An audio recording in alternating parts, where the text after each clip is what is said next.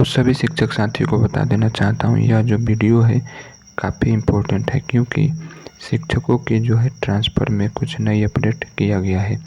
बताया गया है, पहला अपडेट यह है कि आपके ट्रांसफ़र में क्या प्रक्रिया नया होगा। तो देखिए, शिक्षकों का जो है जबरन तबादला नहीं होगा। अगर उनका मन नहीं है तबादला लेने के लिए तो उनका जबरन तबादला नहीं होगा।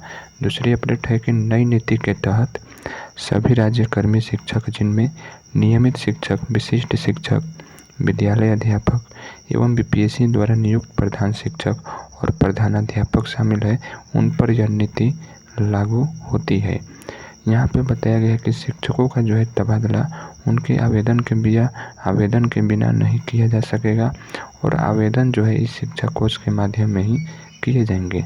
यानी कि अगर आपका मन जो है तबादला शिक्षकों का, जब मान लीजिए किसी ए शिक्षक का तबादला लेना है, जब तक से इनका आवेदन नहीं होता है तो इनके किसी और के आधार पर तबादला नहीं किया जा सकता।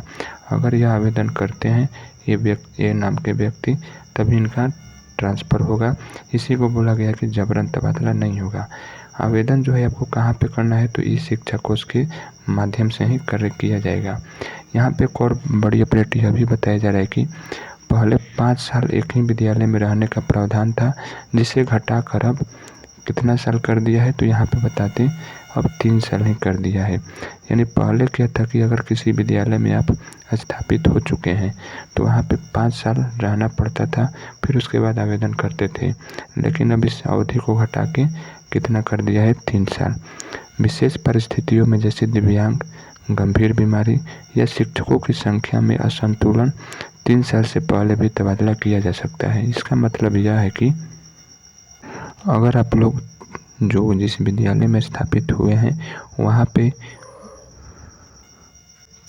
तो यानी कि इस बात को बताया गया कि 3 साल के अंदर भी ट्रांसफ़र हो सकता है, लेकिन इसके लिए कुछ शर्तें हैं, जैसे दिव्यांग, गंभीर बीमारी और शिक्षकों की संख्या में असंतुलन की कमी के कारण। तो यहाँ पे एक और बड़ी बात यह भी है कि इस साल में अब 2 बार तबादले के लिए अवसर मिलेंगे। पहला जो है मई में और दूसरा जो है जून और नवंबर में। यानी कि आप सभी को जो है तबादला के लिए मई और जून में, इसके बाद नवंबर और दिसंबर में तबादले हो सकेंगे। यानी पूरे साल में आपको 2 बार ही मौका दिया जाएगा।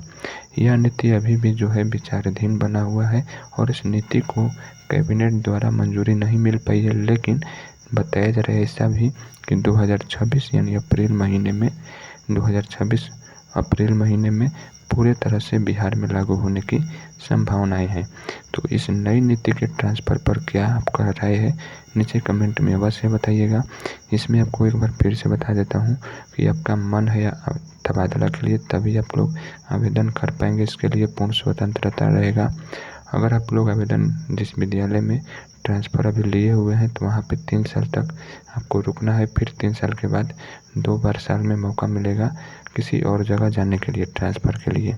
तो यहाँ पे ऐसे कुछ करके विशेषता बताई गई है। तो मिलते हैं नई वीडियो में। टीचर ट्रांसफ़र अपडेट के लिए आप इस चैनल को फॉलो कर लें और जो भी इस शिक्षक की नई ट्रांसफ़र नीति पे आपका राय है नीचे कमेंट में ज़रूर बताने का प्रयास करेंगे।